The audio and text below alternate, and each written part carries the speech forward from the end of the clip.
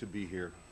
Mi dispiace che parlo in inglese e non in italiano perché il mio italiano è molto brutto, per non dire brutale, perciò parlerò in inglese che è un po' meno, il mio inglese è un po' più liscio. I'm very grateful to the sponsors of this conference for inviting me back to Bologna after many years to talk about social capital. I want to say at the outset that we are especially honored today by the presence of one of my collaborators going many years back. She was, at the beginning, a ragazza, una bambina quasi, ma si trova qua, Raffaella Nanetti, che è stato fin dall'inizio del nostro studio un partecipante alla ricerca. Ed è proprio di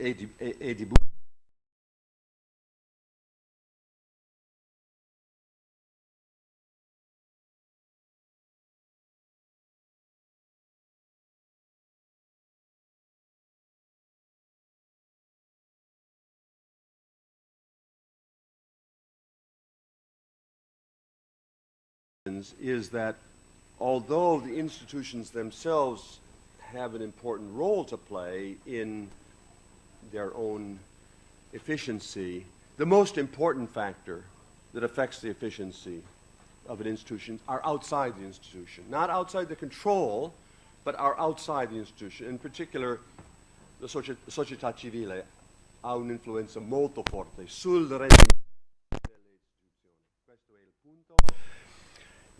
Social capital also turns out to have many other effects on social life, not just on regional government. When we began this work on social capital in 1993, when we published the work on social capital in 1993, social capital was a very rare term. In the world of academics globally, around the world, there was one article on social capital published every 2 or 3 years. Now, 20 years later, the term has grown enormously, so there is now one article on social capital globally published every 2 or 3 hours. So there's been a huge exponential growth in the use of the concept of social capital.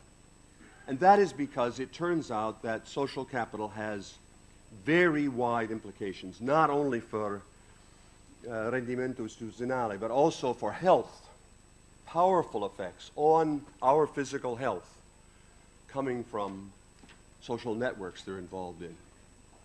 As a risk factor for premature death, social isolation. I don't mean living in a cave, I mean not knowing your neighbors or not being involved in associations. Social isolation is as big a risk factor for premature death as smoking. So if you smoke and belong to no groups, it's a close call. And by all means, if you do smoke, please join several groups to make up for the fact that of the risk to your health of smoking. But there are many other examples of the power of social capital.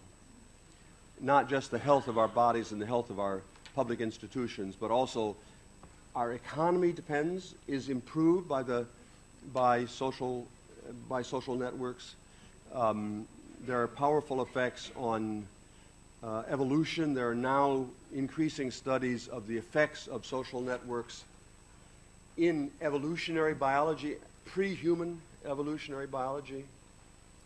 There is a study of a race of tiny deer on an island in the North Atlantic, north of the Hebrides, and it turns out that little deer who have more friends live longer. I have no idea why friends are valuable to deer, but that's what the biologists tell us. I'm only scratching the surface. I'm only just describing a few of the many, many ways in which social networks, social capital, have important values, has important effects. And therefore, it's important to ask, what are the main developments in society more broadly that will affect social capital. And one of those possible effects, and I know we're going to talk about this later, so I'm going to be brief here in my own views, is the arrival of the internet. The internet, at least in principle, could be an important supplement to social capital. The internet is a network. So in some sense, of course, it could be a species of social capital. But the deeper empirical question is, will the internet make the problem of social capital and declining social capital, because in many parts of the world, including my own country, social capital is declining, will the internet make that problem better or make that problem worse? And the answer is yes. It will make it better and make it worse. It's important to distinguish, before I say more about the internet, I want to distinguish between two different kinds of social capital. Networks that link you to people like you. The jargon for social scientists is to talk about bonding social capital. So my ties, my connections, my relationships with other elderly, white, male, Jewish professors, that's my bonding social capital. And my ties to people of a different generation or a different social class or a different religion or a different gender, that's bridging social capital. I'm not saying bridging good, bonding bad, because if you get sick, the people who bring you chicken soup are likely to reflect your bonding social capital. So bonding social capital is not bad. But in a modern, diverse democracy, bridging social capital is very, very valuable. And what makes the problem more challenging is that bridging social capital is harder to build than bonding social capital. My grandmother knew that. My grandmother used an expression in English. I don't know if there's a similar expression in Italian. My grandmother used the expression, birds of a feather flock together. Is there a similar expression in Italian? That is, birds that have the same color are more likely to be together. What my grandmother meant was bridging social capital is harder to build than bonding social capital, but she didn't think I would understand the social science jargon. So, my main point is there are different kinds of social capital. Bridging social capital is especially important, and we need to pay attention to bridging social capital. And with respect to the internet, there has been, for the last 20 years, a debate about which is better, virtual social capital, that is internet connections, electronic connections, or real, that is face-to-face connections. And there's been much, much debate about that. But I think that debate is mistaken, because I think nowadays, in modern society, most of our real connections with other people are simultaneously real, face-to-face, and virtual, electronic. For example, email. Take the simplest case, email. Email is an old-fashioned technique, I recognize that, but some of you will remember email. My daughter is a historian of Latin America. For many years, she lived in the jungle in Costa Rica, and I was living in the jungle in New England, and I was writing, and she was writing. I'm a night person, meaning a night owl, and she is a night owl. And so many times in the middle of the night, we would exchange email, even though she was half a world away. And I'm certain that our connections are stronger because of that email. I did not meet my daughter on the internet. I mean by that, there's a real relationship here. This is not just a casual, purely virtual relationship. It's a real relationship, too. And that captures the fact that these networks often are simultaneously virtual and real. And in the area of metallurgy, we use the expression alloy. I don't know what the word alloy... Lega. Huh? Lega. Alloy, lega is alloy. Okay. we use the expression alloy to refer to a mixture of two different metals. So if you put together copper and tin, you get, what is it, a bronze? I've forgotten what, I don't remember what you get, but you get a different metal with different properties than either pure copper or pure tin. And most networks in the modern world today are alloys. That is partly real and partly face-to-face. And the really interesting question is different alloys, different mixtures of real and face-to-face connections. I want to talk about Facebook, which is among the alloys. I talk about Facebook because actually I am one of the oldest users of Facebook on the earth, because Facebook was invented by a student at Harvard named Mark Zuckerberg, you all know that, who was a roommate of a student taking my class, my little seminar. So the 12 people in my seminar were a beta tester for Facebook. I have to assure you, I did not appear in the movie, and I did not get any stock. But I've been using Facebook. If Facebook members had numbers, I would be 0006. And originally, Facebook was one kind of alloy, because initially Facebook was located at Harvard, and all of my friends on Facebook were real people that I really knew in my students. I saw them every week. So the connections with them were partly electronic and partly real. But now about 10 years ago, Facebook changed its business model so that you could become a friend. You know the verb, to friend. You could friend anybody in the world. And if you're at all visible, I happen to be a little bit visible, every day I get requests from complete strangers asking me to be their friend. Hans from Berlin asked me last night to be his friend. I don't know Hans. I have no idea what Hans wants. I don't even know what gender Hans is. He says he wants to be my friend, but does that mean if I fly to Berlin today, he will be waiting with flowers at the airport for me? A friend would be.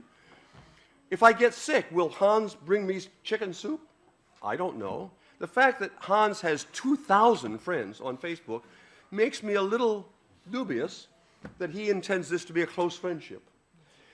I think probably likely to, he thinks of me as a trophy. He would like to have me listed on his list of friends. Why am I talking about Hans? Because it's now clear there's a difference between a friend and a friend. Is that clear? And there's really some interesting, very interesting new research by an economist at the University of British Columbia, John Helliwell, who's compared the effect on you of your friends and your friends. Friends, fra virgolette, per dire Facebook friends.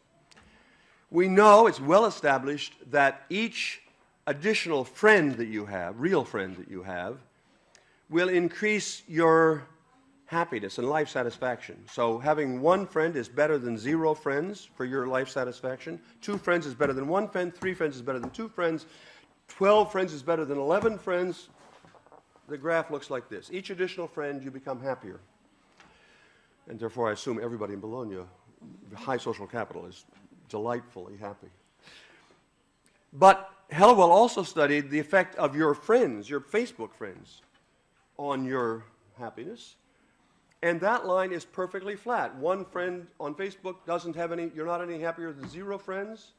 200 friends on Facebook does not make you happier than 100 friends. 2,000 friends on Facebook actually makes you slightly less happy. What am I trying to say? I'm trying to say that I'm not anti the internet. I'm not. But I'm trying to say that we have to think about different kinds of networks for different purposes. And what I worry about, there are many advantages to the internet, many, many advantages, but I worry that, and I'm going to just make this point and then leave it to my colleagues to respond to it. I worry that internet connections in general disproportionately strengthen bonding social capital. We're more likely to connect with other people on the internet who are like us. All of my friends in America go to the same websites for their news. We all talk, all us liberals talk to one another. We don't ever talk to a conservative. I would never think of talking to interacting with a conservative. But the point I'm trying to make is to wonder whether actually the internet strengthens bonding social capital but weakens bridging social capital. That's a one-sentence summary of a much more complicated debate. Because I want to use the remaining couple of minutes here to talk about, actually, I think there are two other big factors in the environment, not just the internet and its effects. Powerful as that is, and will be, there are two other big factors that are happening everywhere, certainly in the United States, but also in Europe, and including in Italy. And that is, first of all, the growth of ethnic diversity. The growth of ethnic diversity, especially from immigration, is inevitable. And from my point of view, basically positive. But whether it's positive or not, people in Europe sometimes think, well, we could stop the immigration. That's just not true. It will not happen. And I'm happy to have discussions about that. But I think it's just inevitable. If I were sitting in Europe, and I am willing to bet you all, anyone in the audience, a really wonderful dinner in Bologna, and there's nothing more valuable in the world than a dinner in Bologna, that if we all return here in 20 years and walk the streets of Bologna, the streets of Bologna will be more ethnically diverse than they are now. And basically, as an American, probably you're not surprised. I think that's great. I think diversity is very valuable for social functioning in the long run. But in the short run, diversity, our research shows, hurts social capital by making, in the short run, I want to make sure I emphasize this. I'm talking about the short run, the first couple of years. It makes us all act like turtles. We pull in from everybody. So it lowers social capital, both bonding and bridging social capital. And a successful immigration society, which the United States is, we have lots of problems, but the United States, it does know over the long run how to become an immigration society. A successful immigration society is one that knows how to become different. And by that I mean the challenge in Europe now, people talk about the challenge of ethnic diversity and the challenge of immigration as being, how can we make them, the Somalis or Afghans or Syrians, or become like us, the real Italian, or the real German, or the true Finn.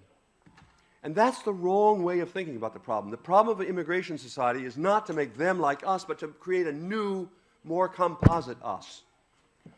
And I believe that's possible. Indeed, I think if I were active in regional government in Emilia-Romagna, looking for the next 20 years, this issue of ethnic diversity and how to change our sense of identity here to become a more capacious sense of we. We means not just we Emiliani or Bolognese, but we people who live here, including people who don't look like traditional Bolognese. When the Italians moved to the United States, the first reaction of Americans was to be very upset. All these Italians who were coming in, and moreover, they were Catholic, which was even worse. And gradually, the challenge was not to make those Italians like us, to make them become Protestants and make them become grave and serious and pale. The problem was to change what America meant. And so when after a period of adjustment, we had a more capacious sense of we, which included Italian Americans. We didn't think of Frank Sinatra as, oh, he's an Italian. He's an Italian American. And Joe DiMaggio. Joe DiMaggio is a baseball player. He was very famous. He was the first major Italian baseball player, but people didn't think of him as the Italian baseball player who happens to be in America. He was an Italian American. In English, in American English, it's completely plausible to say, it just sounds normal to say someone's an Italian American or a Jewish American or a Somali American. And until it becomes completely natural to say of someone that she's a Somali Italian, I recognize how odd that sounds now. But until that becomes possible, it will be difficult. And social and ethnic diversity will be not an advantage, as I think it will be, but a threat to social capital. So that's the first challenge beyond the internet, and I'm conscious of the time, so I'll be very brief about the second. And that is the growth of economic inequality, social and economic inequality. You'll forgive me because this is the subject of a book I have just finished in English in America. It's a book that's had a good, I would say modestly, a lot of resonance. It's a bestseller in America, and it's been cited and read by most of the major candidates for president. President Obama invited me to spend 2 hours at the White House talking about the book, and the conservatives have also, they don't like every aspect of the book, but they like parts of it. And it is, so I'm not trying to sell books here, but I'm trying to say this book, the new book called Our Kids, is a book about the fact that America is becoming deeply divided in by social economic inequality, and not merely there are more very rich people and more very poor people. That's not only it. It's that America is increasingly segregated by social class. We are less segregated racially, less segregated religiously, but more segregated by class. More and more of Americans are living either in rich neighborhoods with only rich friends and their children only going to school with other rich kids and marrying only other rich people, or living in poor neighborhoods with only other poor people and their kids going to school only with other poor kids and them only marrying other poor people if they get married at all. That image of America is one that I think is deeply disturbing. Not just the inequality, but the fact that there's much less bridging social capital than there used to be in America. Now, maybe that's only America. Maybe this growth of inequality and class division is a uniquely American problem. And at the moment, I'm only worrying about America. I have enough problems with America. But as I've traveled to Europe in the last, and I'm living in Europe this whole fall, I was in Finland just last week talking to Finnish leaders, including the Finnish president, and to my shock, tiny Finland is feeling the pressures of growing inequality, as well as, of course, the pressures of growing ethnic diversity. And this sounds terrible. Now I apologize for this. Last week I was at number 10 Downing Street talking to the Prime Minister's advisors about the same problem in Britain. And I don't know about economic inequality in Italy, whether there is growing economic inequality in Italy.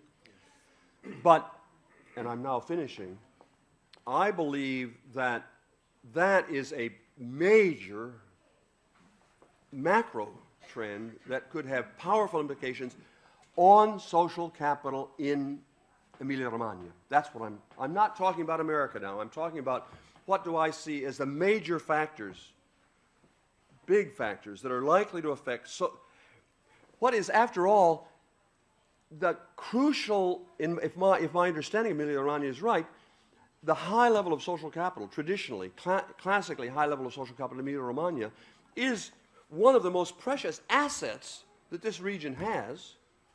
And so I think the internet may have some effects on that, and I'm eager to hear about that. But I'm more worried, honestly, about the effects here of growing ethnic diversity and growing economic inequality.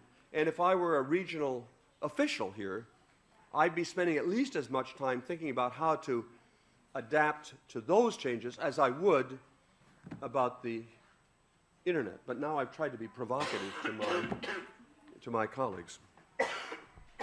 Grazie mille,